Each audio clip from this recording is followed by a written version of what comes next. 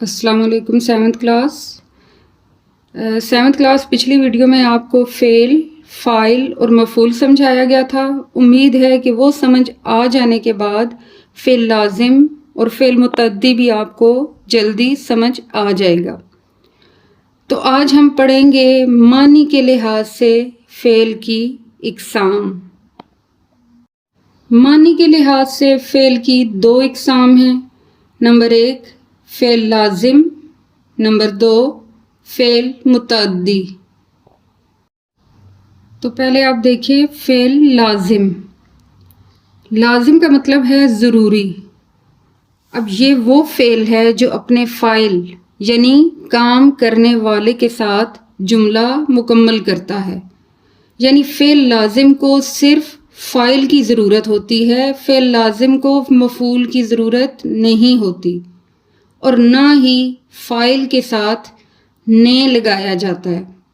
یعنی فعل لازم میں نے کی علامت نہیں ہوتی۔ مثالیں دیکھیں۔ پہلی مثال ہے بچہ رویا۔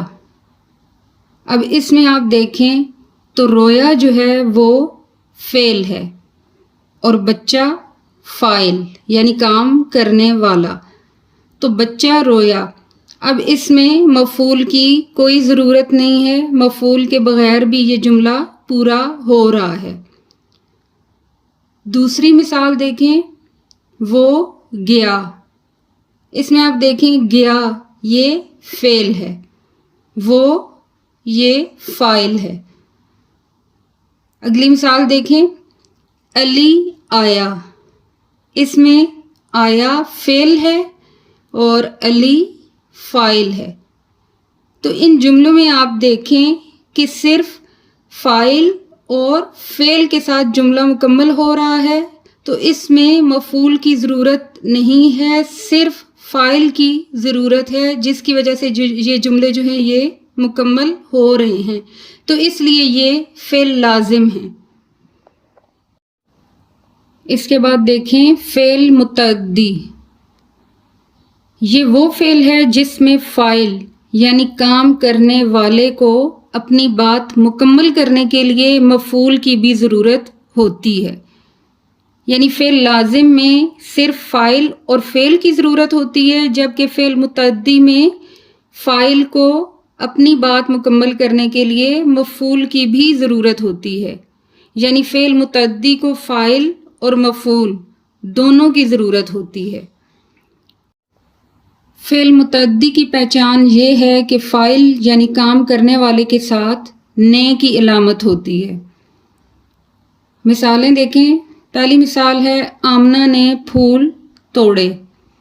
تو اس جملے میں آمنہ فاعل ہے، توڑے فعل ہے، جبکہ پھول مفعول ہے اور نے کی علامت بھی موجود ہے۔